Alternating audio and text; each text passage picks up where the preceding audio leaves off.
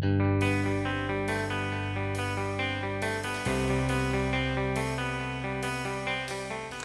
están? Soy el ingeniero Rafael Menéndez, soy ingeniero civil, especializado en gestión de pavimentos y diseño de pavimentos. Estudié en la Universidad Nacional de San Antonio Abad del Cusco, posteriormente una maestría en geotecnia en la Universidad de Texas A&M y finalmente un doctorado en gestión de pavimentos en la Universidad de Texas A&M. Actualmente trabajo para Fugro Roadware, una empresa que se dedica a la gestión vial, queda en Estados Unidos, y también se dedica a lo que es fabricación y el relevamiento de información de condición de pavimento. Antes de iniciar mi doctorado y vivir en Estados Unidos, tuve la oportunidad de trabajar en varias empresas, tanto privadas como estatales, acá en Perú, entre ellas Gañi Montero Ingeniería, el Provías Nacional, CPS, y una experiencia que fue muy valiosa en el contexto de lo que vamos a hablar, que fue trabajar durante más de 10 años para la Organización Internacional del Trabajo, tanto en Centroamérica como Sudamérica, apoyando a gobiernos locales y gobierno central en lo que significa planificación vial. Además, he sido profesor en varias universidades, tanto de Lima como fuera, a nivel de pregrado y también de maestría. Entonces, eso creo que ha sido una experiencia muy interesante porque, como vamos a ver, la gestión de los pavimentos es un aspecto que complementa o suma tanto aspectos puramente técnicos como aspectos de planificación y también de entendimiento del deseo o qué es lo que esperan de determinadas acciones. Entonces, el tema que quiero tratar con ustedes y compartir es el tema de gestión vial y en general de la gestión de activos viales.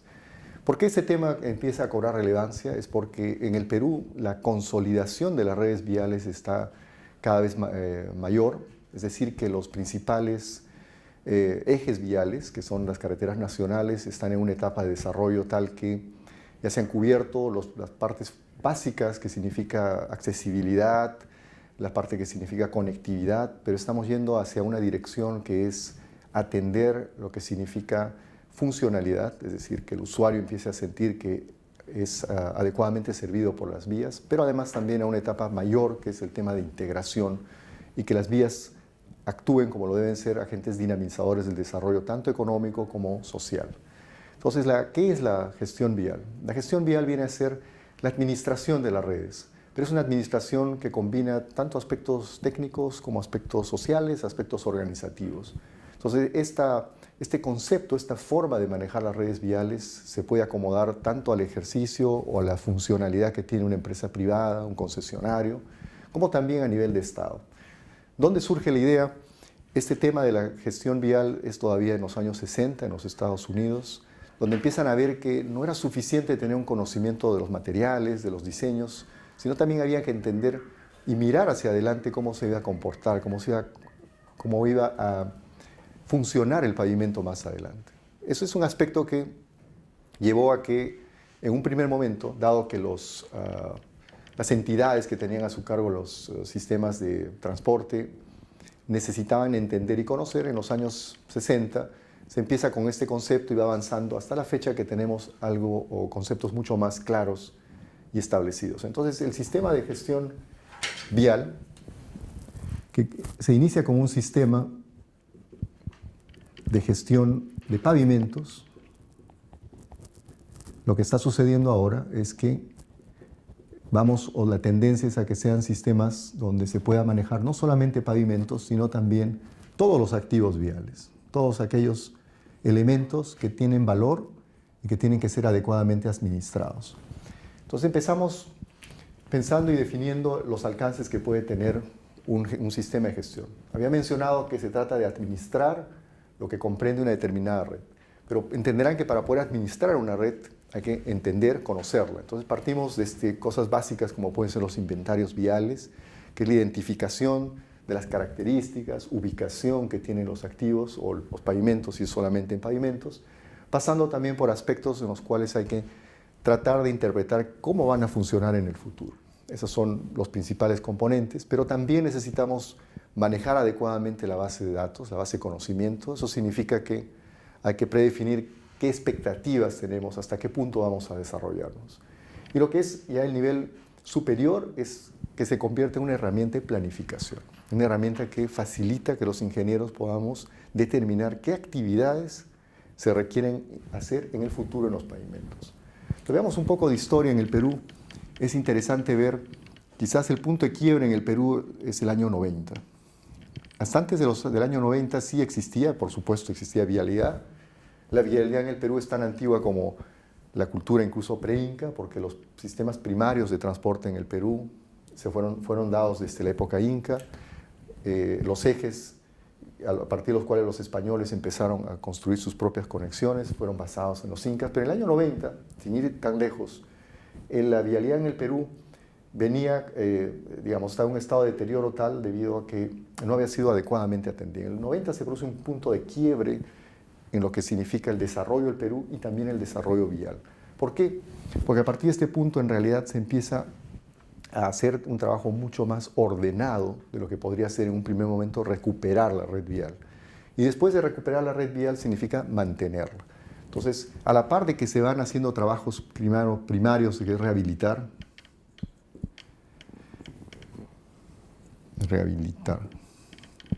poco a poco también empiezan a aparecer la necesidad de hacer mantenimiento. Y creo que ahora lo que está sucediendo es que ya no es suficiente saber rehabilitar y mantener, sino que es apuntar a conservar, ¿no? Que parecieran sinónimos de mantenimiento, pero significa preservar de la mejor manera posible. Pero para poder conservar necesitamos atacar o entender el problema de una manera más global, y eso es donde nos ayuda la gestión. Ahora, hay muchas personas que interpretan o consideran de que la gestión vial no es sino un software, una herramienta, un instrumento donde introducimos información de las redes viales y lo que nos da es proyecciones de deterioro o que nos da prioridades de intervención. En realidad no es. El sistema de gestión no es un software, no es una pieza de herramienta informática, sino más bien es una forma de organizar el trabajo. Finalmente el software es la herramienta que se utiliza, pero lo que se necesita es que la organización por sí entienda que necesita basar primero sus decisiones en datos. Entonces vamos a ir poniendo algunos aspectos que marcan el por qué se necesita un sistema de gestión. Mencionaba de que lo primero es reconocer que las decisiones basadas en datos o información. Quiere decir que nuestra necesidad es cuantificar el estado en que se encuentran los pavimentos o los activos viales. Necesitamos ordenar o tener la base de datos de manera ordenada, correcta, para que en el momento que queramos utilizarla tenga que estar ordenada. Entonces, a la par, voy a ir marcando acá también qué cosas, cómo es un proceso de conocimiento o cómo se llega al conocimiento de un proceso de ingeniería. Primero estamos en el nivel empírico, nivel teórico, nivel de datos, nivel de incertidumbre. ¿Qué significa eso? Voy a hacer este paralelo para que podamos entender cómo se construye la idea del sistema de gestión. En la evolución del conocimiento científico, esta sería la evolución del conocimiento científico.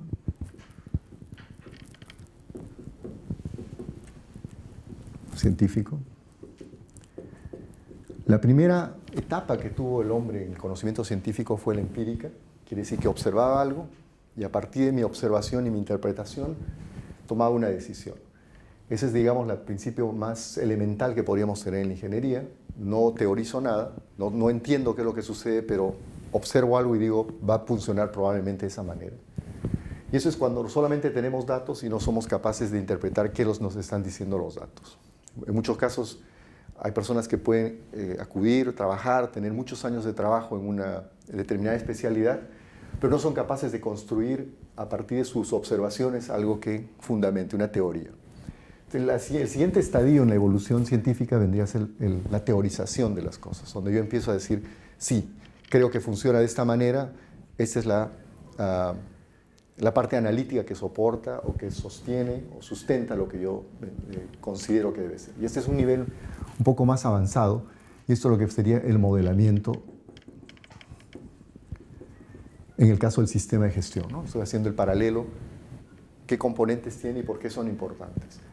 Una vez que ya he abordado el aspecto teórico, es decir, ya empiezo a construir conceptos, recién debe hacer el uso, eso vendría a ser uso intenso de datos, ¿no? O uso de datos, ¿no?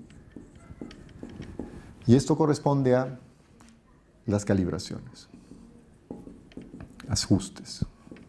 ¿Qué significa?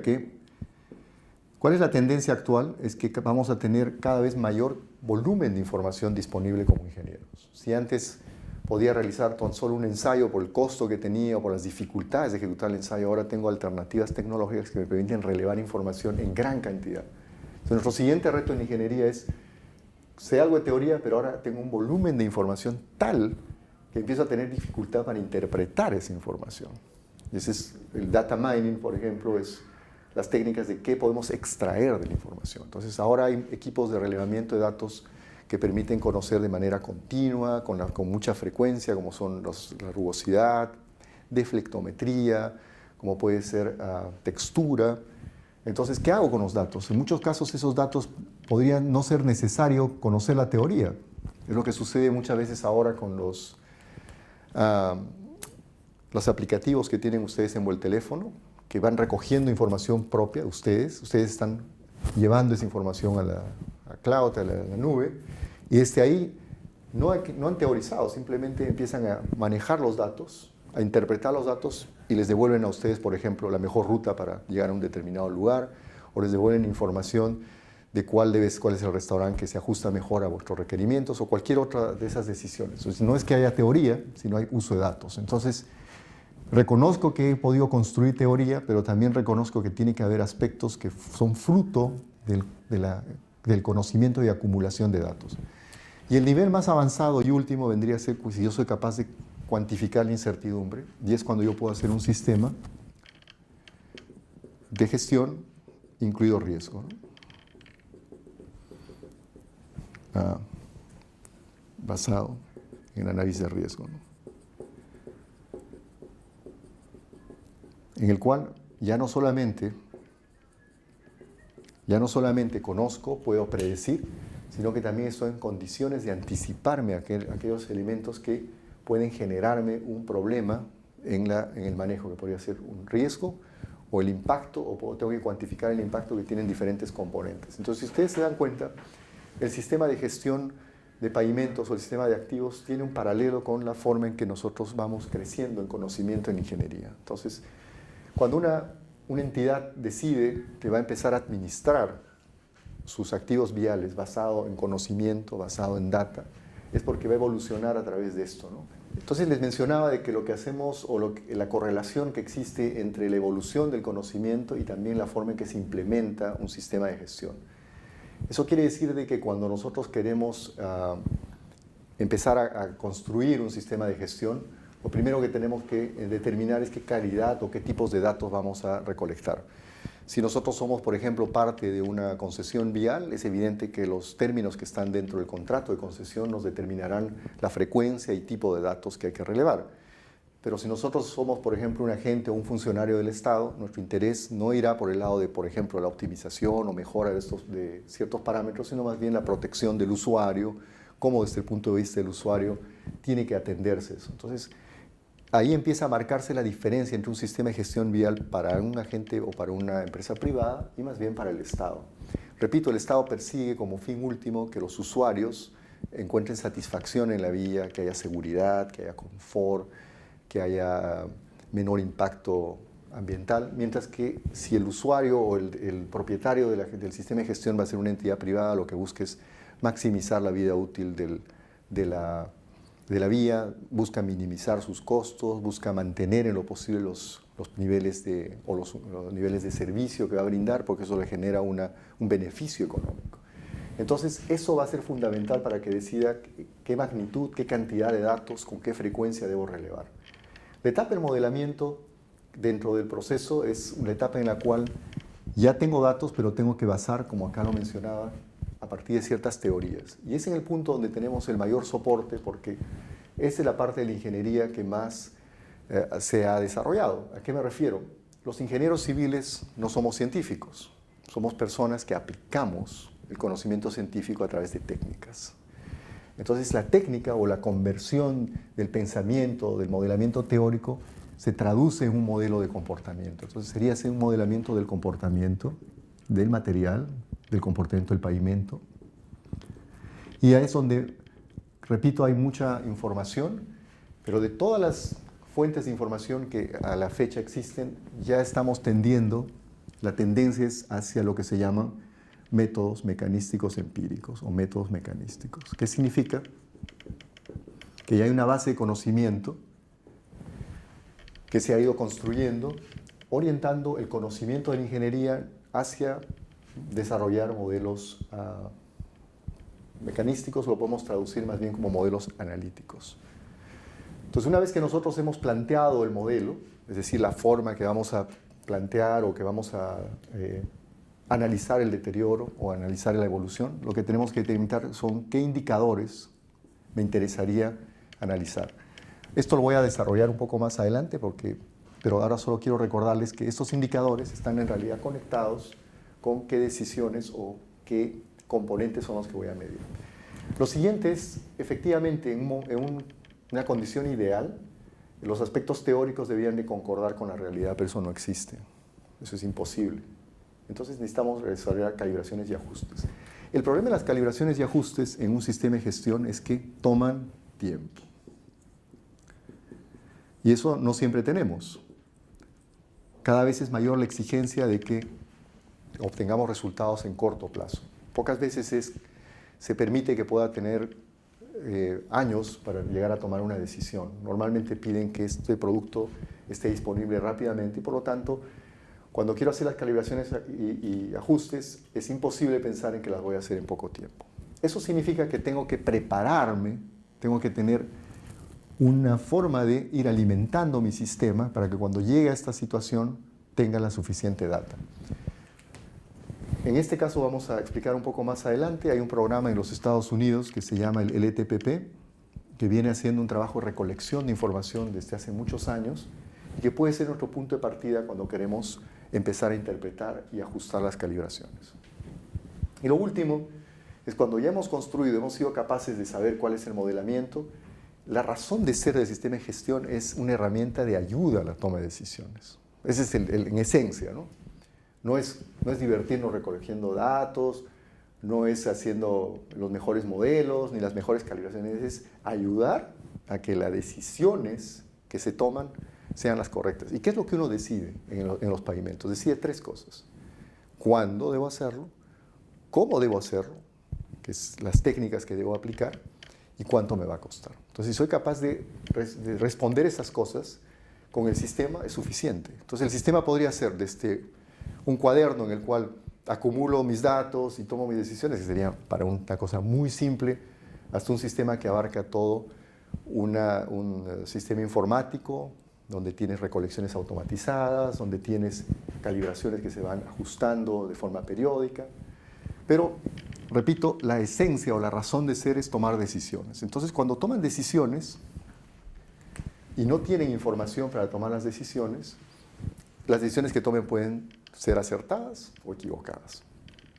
Pero si quiero tener decisiones acertadas, debo basarme en mi experiencia previa, en mis modelos, los ajustes a la realidad que tengo, y además, en un futuro, si logro acumular suficiente información y experiencia, deberían ser basados en el análisis de riesgo, que es, digamos, el nivel, por ahora, el mejor o el mayor nivel de sofisticación, que implica que no solamente soy capaz de conocer los procesos, sino de cuantificar la variabilidad que tienen los procesos. Y para eso necesito una mayor cantidad de datos. De tal forma que, al final, todo mi sistema tiene que estar alineado con los objetivos, ya sea del Estado o de la empresa. Tengo mis metas como empresa y digo, ¿cómo conecto mis decisiones con esas metas de la empresa? Y la forma de conectar es con el sistema de gestión. Te voy a explicar esto, voy a expandir un poco esto porque a los ingenieros nos gusta a veces cierto nivel de detalle del conocimiento técnico y también voy a hablar un poco de este programa de monitoreo porque ustedes como profesionales o futuros profesionales van a encontrar en este sistema una excelente fuente de información que además es gratuita, ¿no? Había mencionado al inicio de que trabajo actualmente para Fugro Roadwear. Fugro tiene desde hace 25 años una contratación de la parte sur de los Estados Unidos en mantener este sistema de información que se llama LTPP. El LTPP viene por las siglas de Monitoreo del Comportamiento del Pavimento a Largo Plazo y pertenece a la Agencia Federal de los Estados Unidos, pertenece a la FHWA, que es la Agencia Federal de Carreteras de los Estados Unidos. Entonces, pertenece a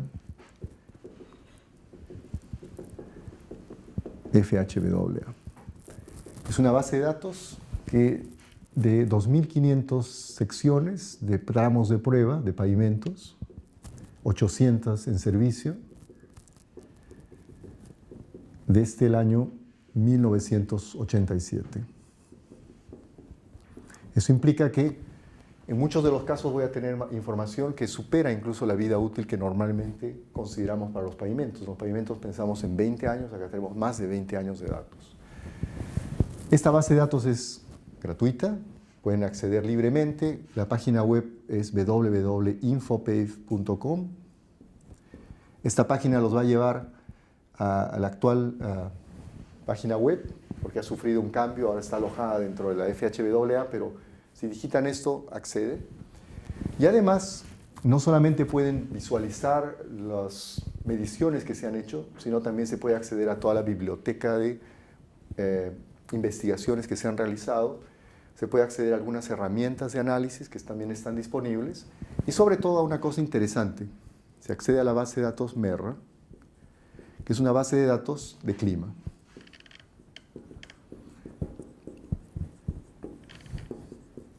Tienen información horaria.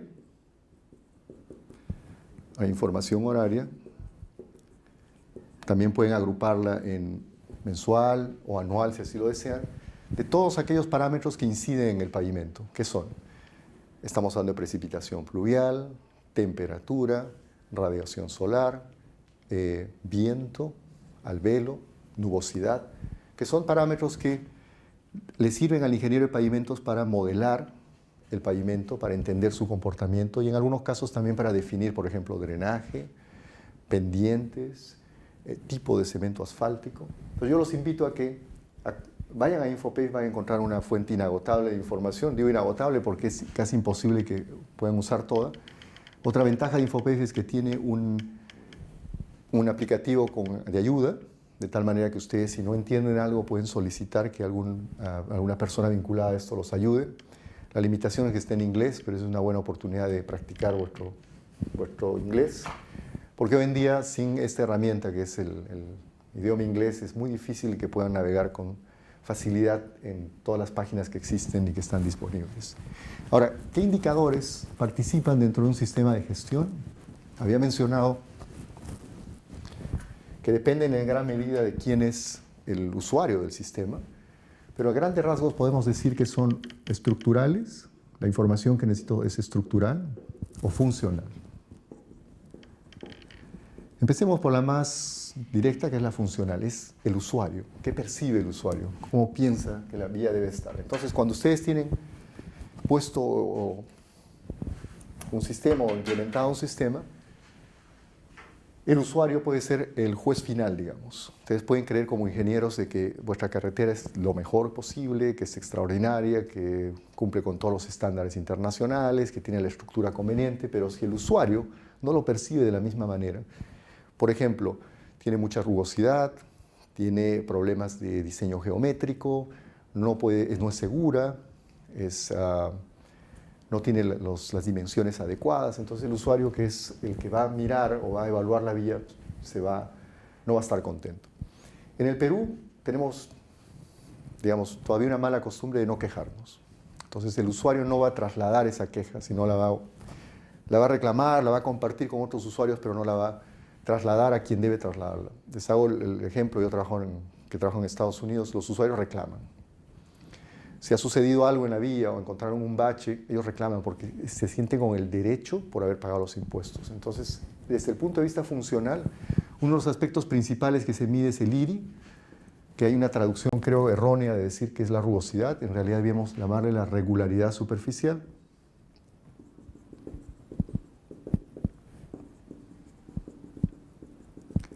Y es un indicador superficial. Okay.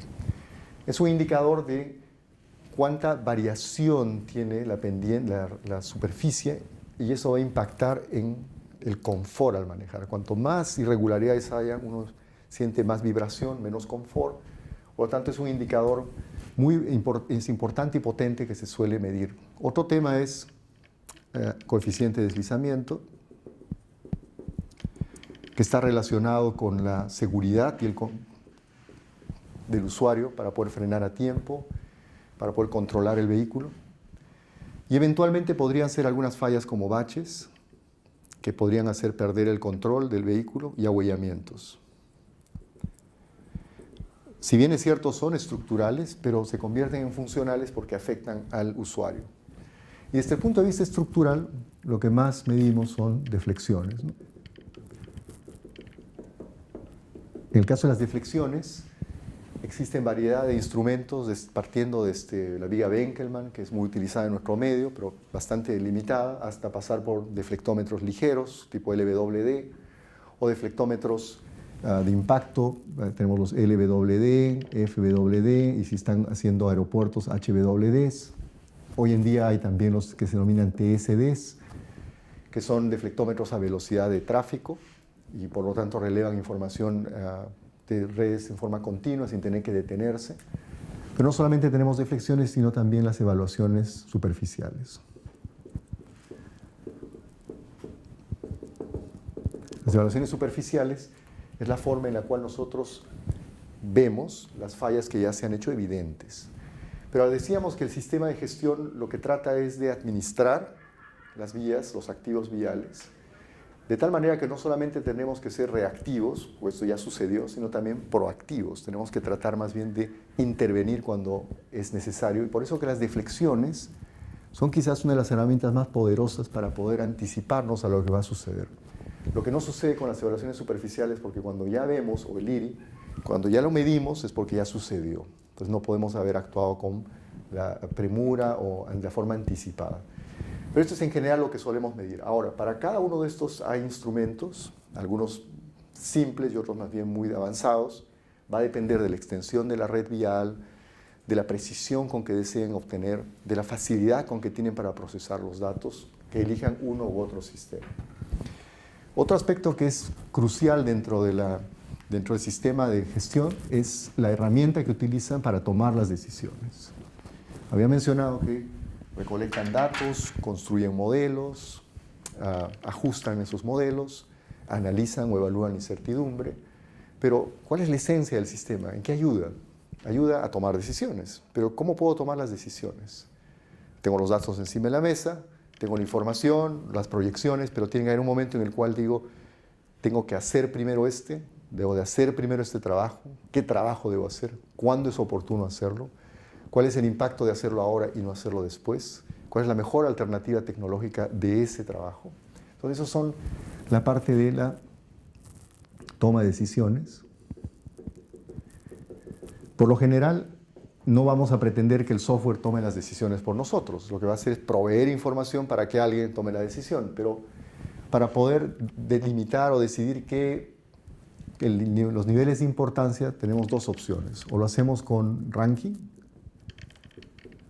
o lo hacemos con optimización.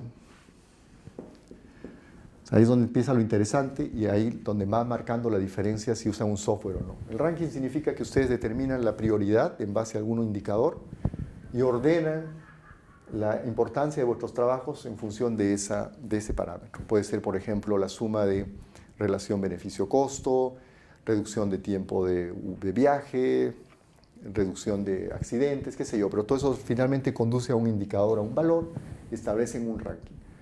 La desventaja de tomar decisiones basadas en ranking es que no consideran cuáles son las mejores soluciones, no buscan cuál es la mejor combinación de soluciones, por eso que la optimización es la mejor herramienta, pero llegar a la optimización implica que ustedes hay un trabajo mucho más intensivo en la parte analítica, requieren un software, requieren definir además cuáles son los criterios que van a usar para optimizar, porque pueden ser, por ejemplo, reducción de costos iniciales. Entonces ustedes sacrifican, por ejemplo, costos futuros. Eso sucede mucho en las concesiones, que minimizan inversiones iniciales y en el futuro analizan o después evalúan cuál es el impacto, ¿no?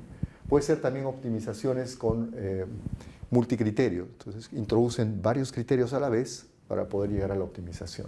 Entonces, esas son las herramientas que le permiten al que va a tomar las decisiones resolver las 3 preguntas o los 3 aspectos que había mencionado, ¿no?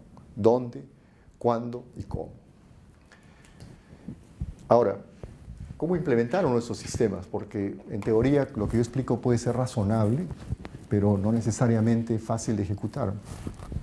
Y creo que como cualquier iniciativa que introduce una cosa novedosa, lo que se tiene que hacer es primero crear conciencia de quienes van a participar y también a veces estudiar ejemplos en entidades similares para ver cómo han manejado el problema. Una vez que vemos un buen ejemplo, ese buen ejemplo se puede empezar a difundir.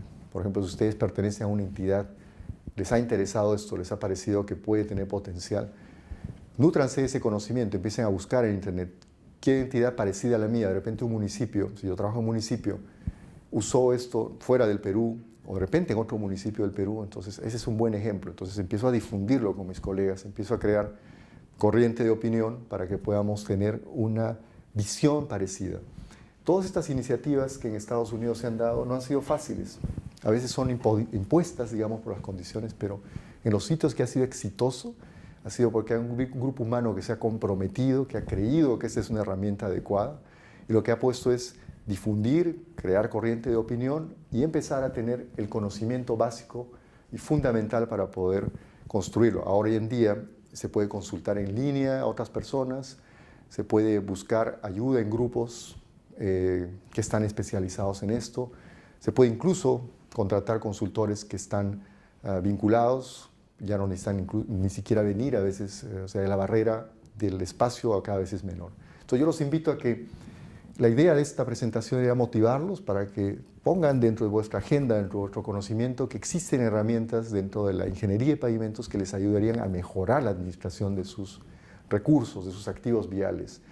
Entonces, exploren, busquen un poco más y van a encontrar que esta es una forma excelente de ayudar a que desarrolle su propia entidad, se desarrollen ustedes profesionalmente y también desarrolle el país, que creo que es el deseo de todos nosotros. Gracias.